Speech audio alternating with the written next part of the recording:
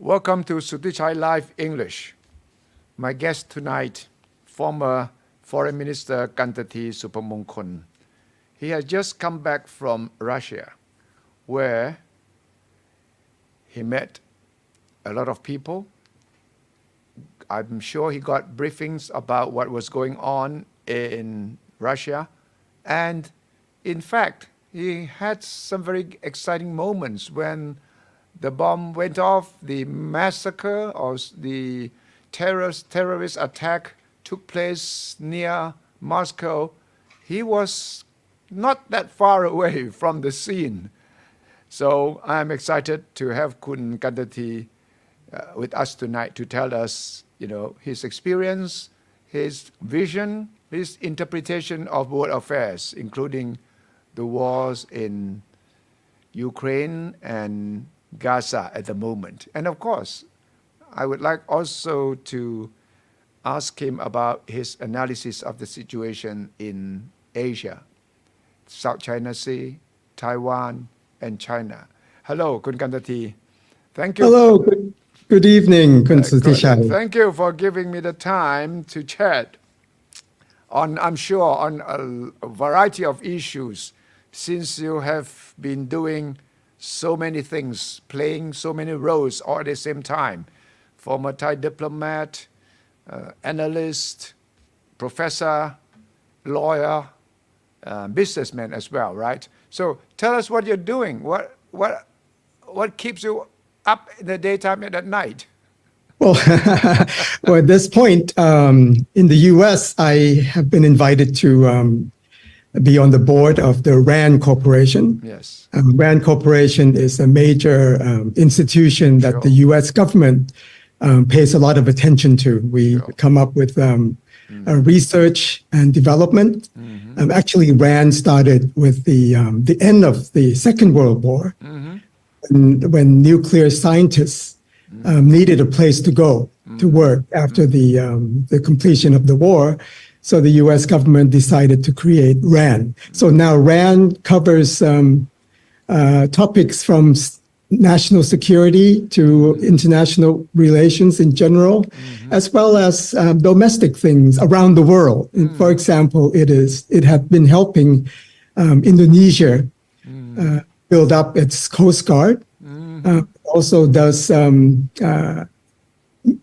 different research in different parts of the world. So it's a very global institution. It has a graduate school with master degree and PhD.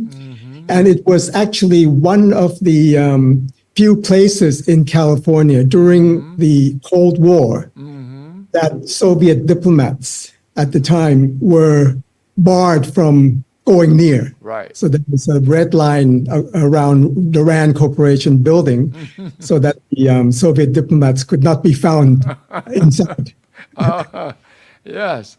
So a busy life, very productive life, and also exciting life. But you were in Moscow only recently. You said you were only 20 kilometers from the site of the terrorist attack. Yes, that was. What were you doing on that day?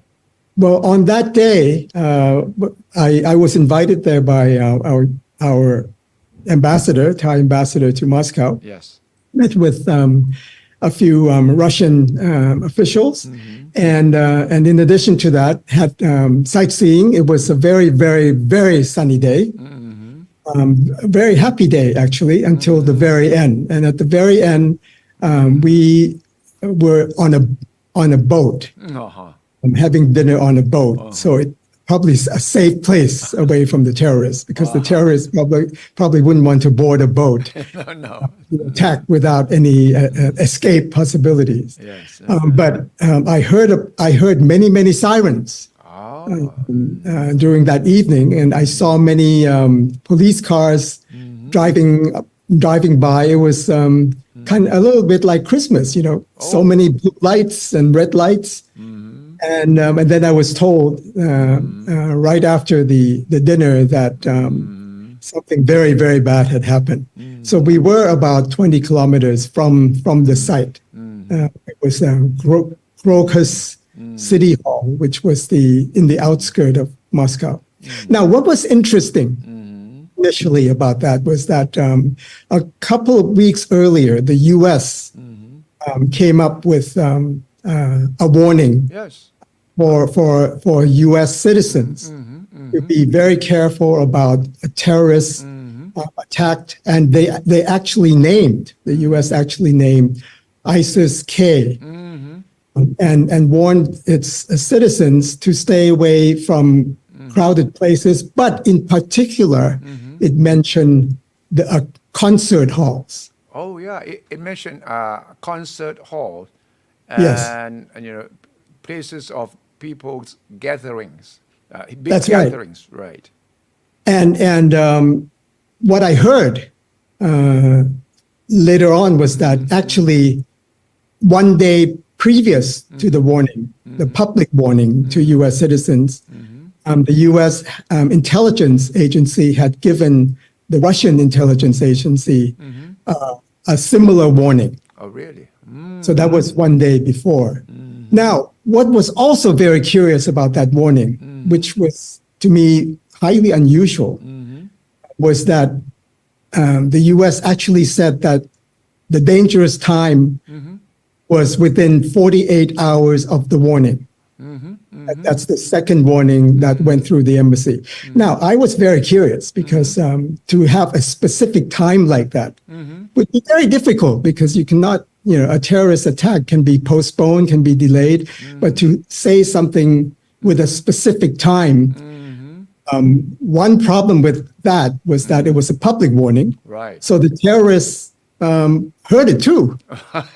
Right.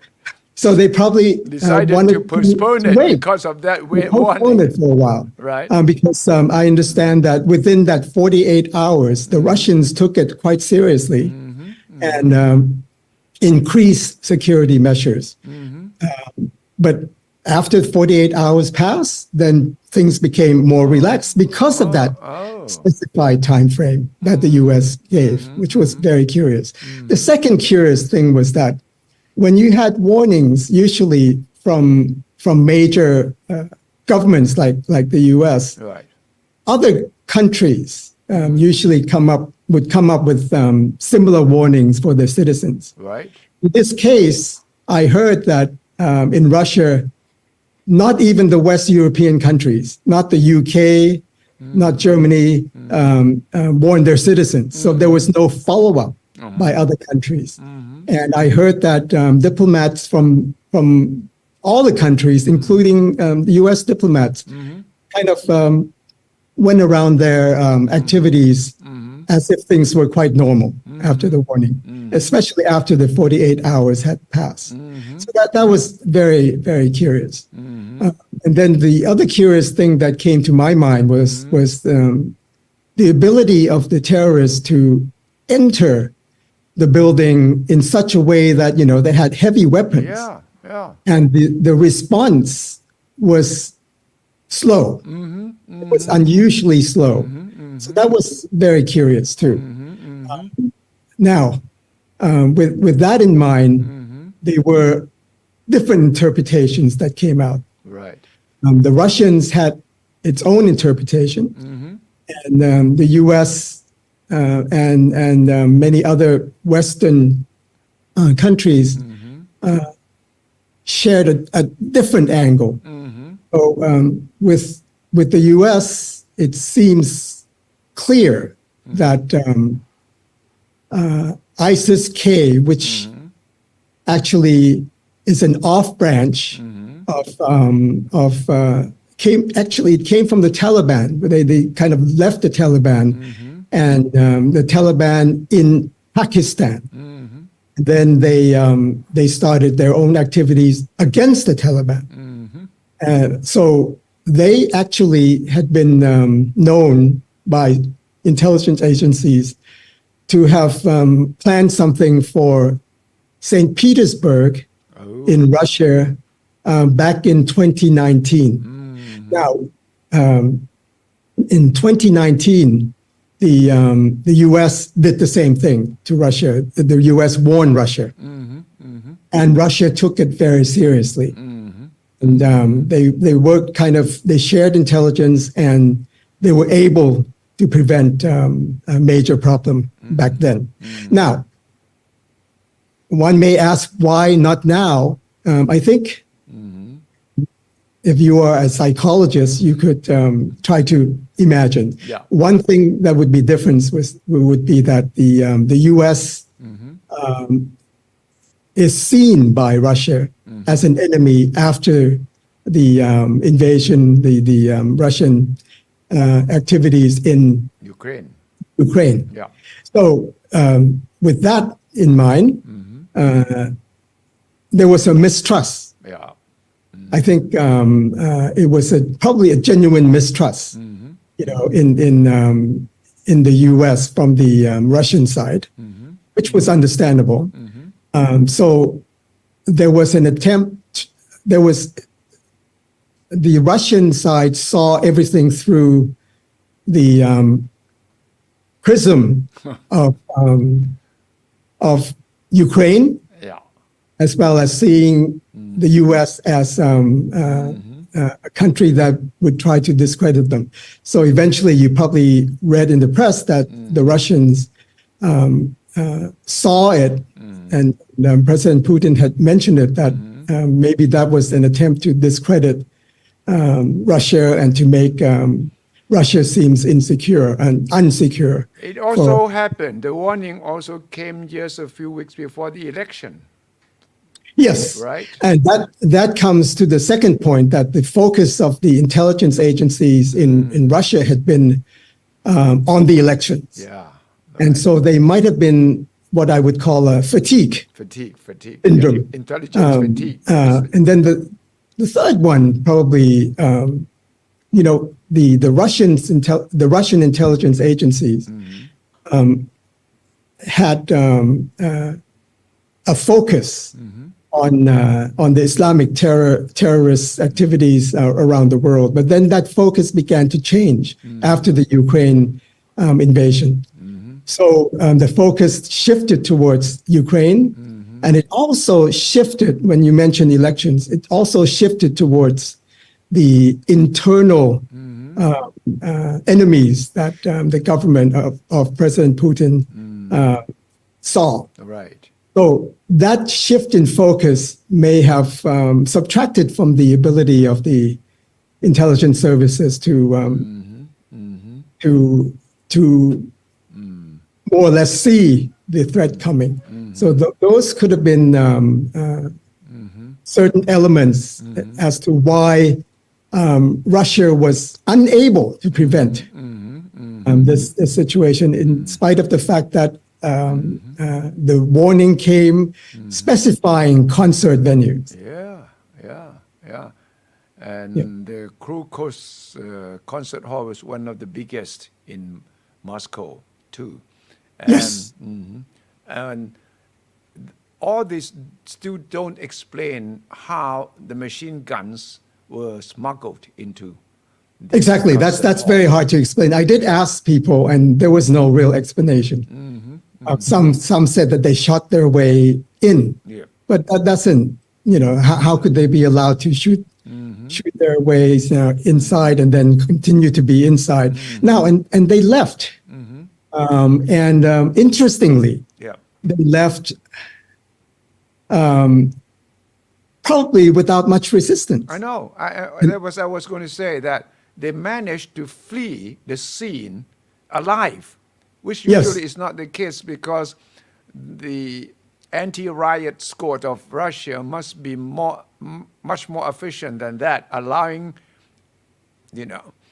gunmen to flee the scene. They must have been there shortly after the first burst of gunshot was heard.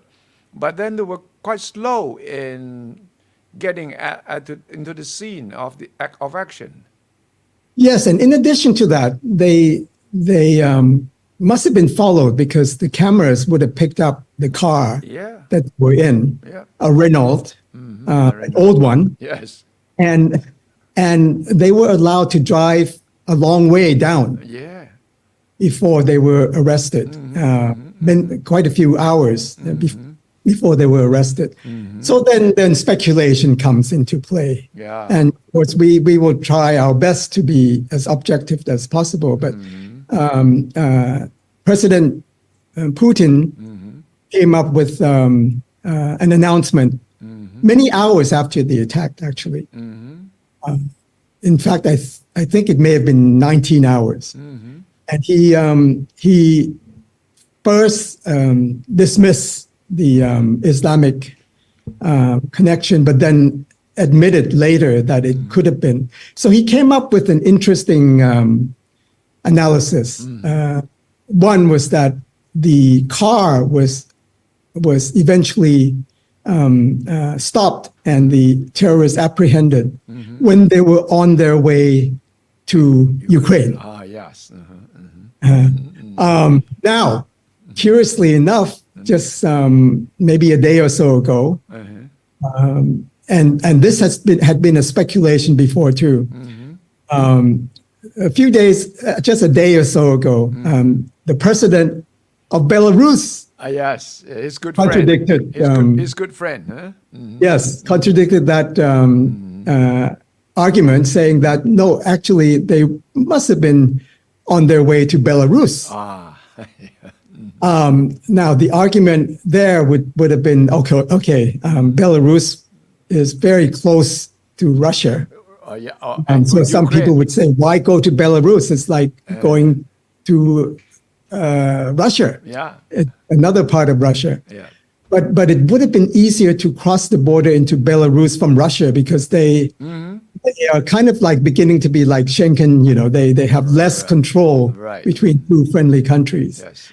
But in addition to that, going to Ukraine meant they had to go to a hostile area, had to cross through the battled area, the front lines, and all that. So that's very complicated.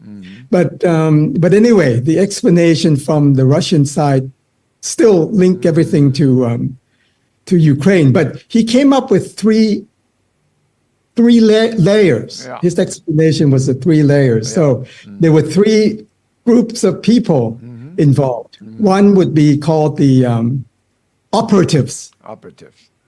Those are the terrorists that were attacked, and four of them were from Tajikistan. Yes. The second group, would be the more or less the recruiters. So the second group would be the recruiters. Now, they admitted to the possibility that could have been ISIS-K as the recruiters. But then the third group, which Putin said was the most important group to apprehend, would be the masterminds. And he left it there. But the implication with this explanation from Russia is that maybe Ukraine might have been the mastermind. And these terrorists actually told the police that they were paid 500,000 rubles. They were recruited on Telegram. Yes. Right? Yes. And they didn't know who the recruiter was. Yes, which was very strange explanation. Very strange. And Tajikistani are not, have not been known to be part of any terrorist group. Usually you would assume that they would be very open about it, outspoken, and say, yes, we are here, because of God, we are willing to die. And they seem to be just, opportunists trying, no job, jobless, no place to go. So we took up this as a sideline job. It sounds very un-ISIS. Yes, it's a bit un-ISIS, but we have to admit that there would be different types of people in ISIS. Right. But yes, it would be the different side of ISIS because most of them are willing to die, it seems, when they do attacks like this. But 500,000 rubles is only $5,400 US dollars. Yes. Yeah. So the sum is not considered to be substantial, to carry out such an act. So that is the Russian explanation, and I understand that they are keeping to this. They're still thinking that Ukraine somehow is involved. Right. Now, the other side, the U.S., one thing that struck me, though, about the U.S. Explanation was that it came very rapidly. The U.S. ruled out Ukraine Almost within a few hours. Yeah. So I thought, well, isn't that a bit fast to rule out something? Yeah. A group, a whole country like that. That's kind of strange. But other than that, the U.S. presented quite convincing argument that, well, ISIS-K had been involved in activities similar to that. Of course, as I mentioned earlier, the St. Petersburg 2019, but then recently in Iran.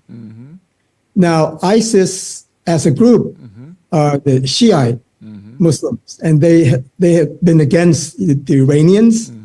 And as we know, the Russians have been supporting the Syria's president, Hafez Assad, or actually that was the father, but Assad, the Assad regime, and fighting against ISIS. So they could have been hatred. The ISIS look at Russia the same way that they look at Western countries. So could have targeted Russia for that purpose. So the argument on the U.S. side would be that it was the ISIS-K probably was the mastermind. I mean, as opposed to just being the operatives. So we have this information, and we just have to analyze things for ourselves at this point. There's no conclusive evidence as to where everything stands now. So we'll have wait and see. Yeah. How does this terror attack impact the Ukraine war as a whole, you think? Because those who try to read into what Russia is doing by trying to link Ukraine into it is to suggest that maybe they feel that Ukraine wanted to discredit Putin, and by having such spectacular attack, which actually had been seen as the biggest in 20 years in Russia, would have made Russian people feel insecure about how the Putin government could protect them. I mean, that's one angle that some people are looking at. Now, if with that angle, Putin may take it as an opportunity to attack Ukraine more in this war. So that's a possibility. But if Ukraine was not really eventually seen to be too involved, then the impact may be less on the situation on the ground. But the situation on the ground seems to be continuing, though. The war seems to be continuing. I had a sense that the sides are still not ready to come to a conclusion. Now, another interesting element came into play, and that is the fact that former President Trump is now running very strongly the U.S. for the next election. There might be an incentive for Putin to wait it out until after November. Wow, that's a long wait. That might be an incentive because Putin has declared, Putin came up with an interesting presentation. Yes. A few months ago, he said that he hoped Biden would win. Some people believe that.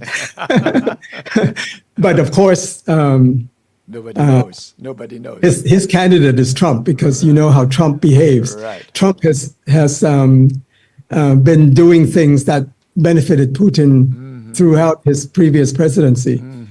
So and Trump liked to criticize people around everyone, but he never criticized Putin. So it's a special relationship. Yeah. So there might be an incentive for him to wait. Now, Trump had declared in advance many times Yeah. that if he wins, he will pull the U.S. out of NATO. Right. Now, that's one element. Yeah. But the other element that he said was that, now that's more recent too, was that he wants all the members of NATO to pay their dues. You're right. 2%. Although he seems to, 2%. yes, 2% of GDP. GDP, Even though sometimes he gets confused, Trump gets confused. And he talks as if it's a membership due, but NATO doesn't have membership dues. No. It's just to spend 2% of each country's GDP on their own defense. Yeah, on their own defense. So it's not owing to NATO. I think many people try to explain that to Trump, but he still has some problems with that understanding. But he said that for those who have not meet up to this payment, then he would invite Russia to invade them. Yeah, so it's a very awkward thing to say. It's a very awkward thing to say, a very strange thing to say. But at the same time, he said, if I come back to the White House, I will finish the war in 24 hours, right? Yes, by pulling out and taking away any support for Ukraine. Now, and Ukraine had mentioned that without support, they couldn't go on fighting. No. But then you have to take into account French President Macron's position that, we need to think the unthinkable. That is, we might have to send in troops. And he got strong support from the Polish Prime Minister a few days ago that, we are in the pre-war era, not post-war anymore.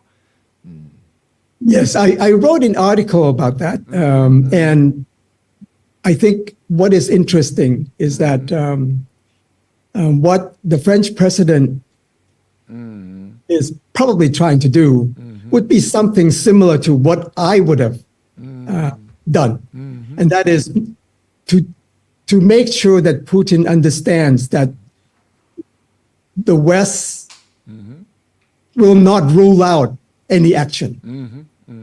I mentioned in my article that when President Biden 2 years ago, during the negotiations before the war, ruled out NATO's use of force to defend Ukraine and said that NATO's response and the Western response would be only economic sanctions. Right.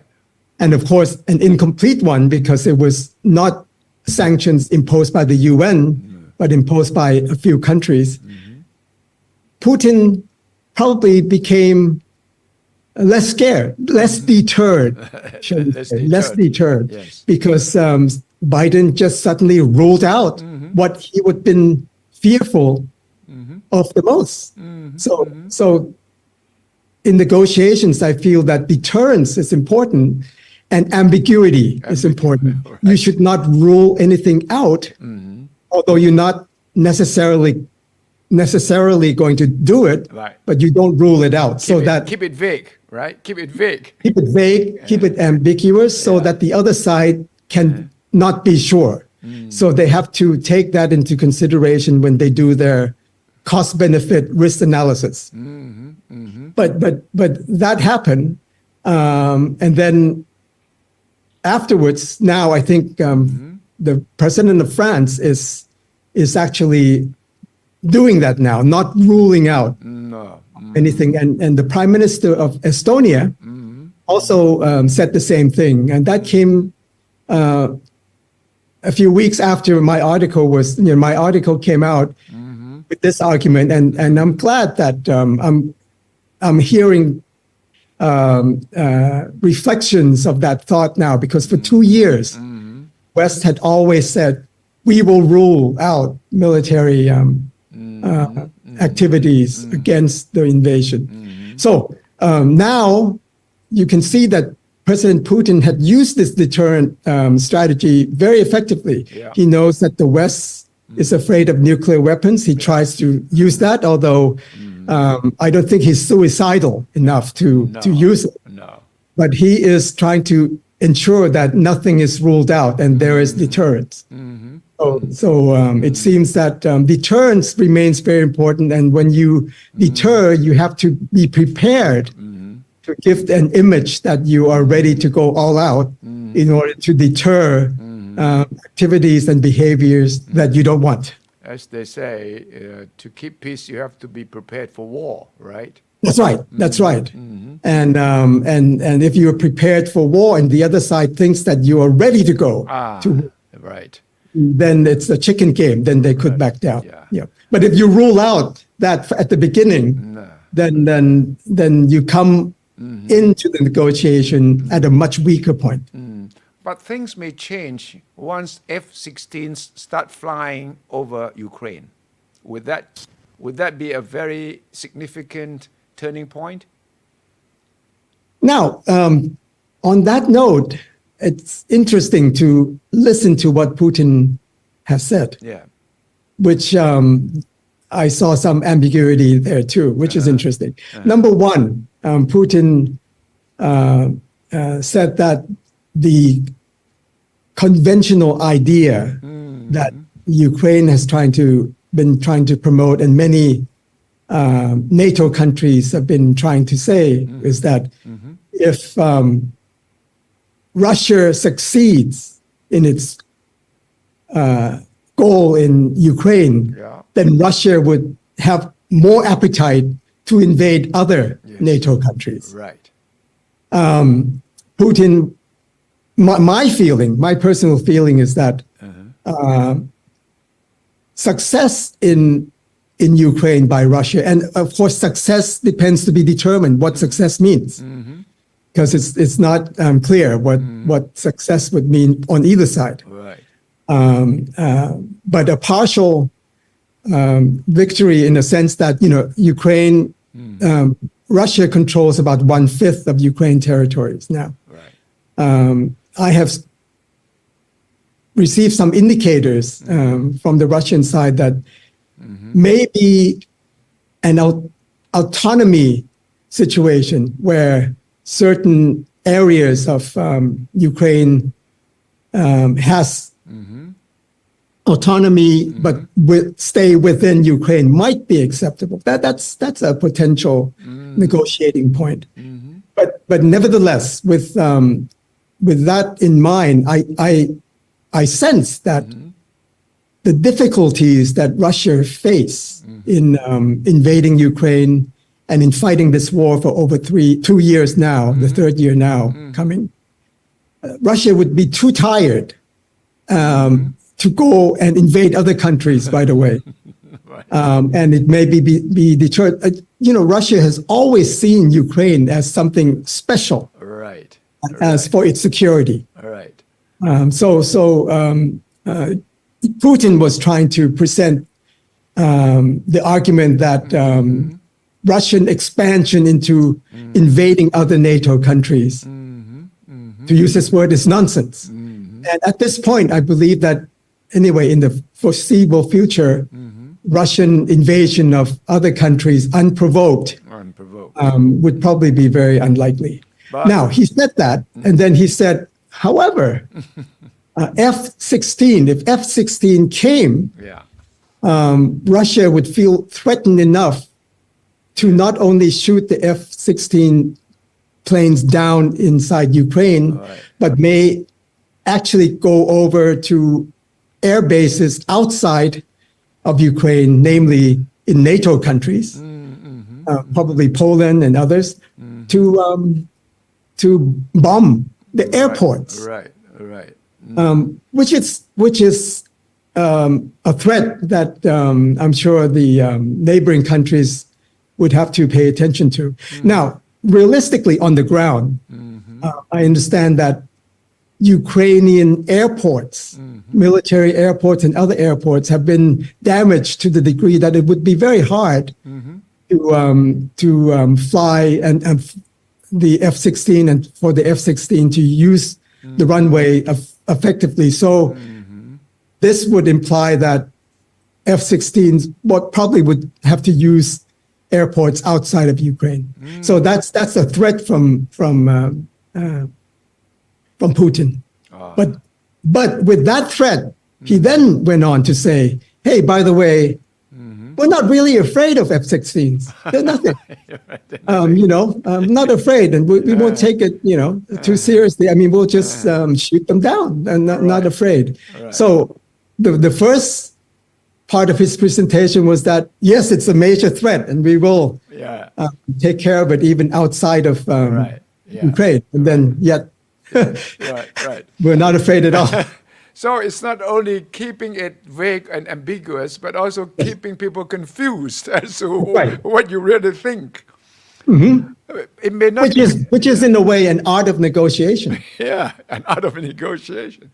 But I am not afraid of a major invasion by Russia into, say, Poland or Romania. But what could happen is, Transnistria in Moldova, the strip that's next to Ukraine to the west. Yes, it's a small country. Yeah, it's a small country, but already there's a Russian presence of about 1,500 Russian soldiers calling themselves peacekeepers. And that could be not a real invasion, but could really force Ukraine to think twice, because they have to look back and also a front, the war front, and also between Moldova, the government of Moldova, and Ukraine, trying to squeeze this little strip where Russia says they ask for help. There was a rare meeting of the local council or something, which voted overwhelmingly for Russia to come and protect them. That could be tricky, right? Yes, that could be tricky. And this is an old Soviet way. Yeah. I remember the Finnish people in Finland.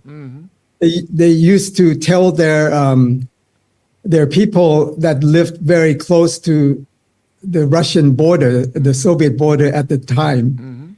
They used to say that if you get hurt, if trees fall down on you, don't scream for help, because the Russians would come in to help you. That's the old trick. That's the old trick. Now that, maybe on another day we can talk about Taiwan. Taiwan is saying that if Russia takes over Ukraine, China would be tempted to take over Taiwan. Is that scenario, possible at all? Well, it could be both ways, because China is seeing how difficult it is for Russia to take over Ukraine when they saw Ukraine as very weak to start with. Yes. Remember, it discredited the president as a comedian. Yes. Russia thought that Ukraine would surrender within days, if not just a week or so. But China knows that Taiwan is strong already. Yeah. So if Ukraine is so difficult for Russia, then Taiwan would be much, much more difficult for China.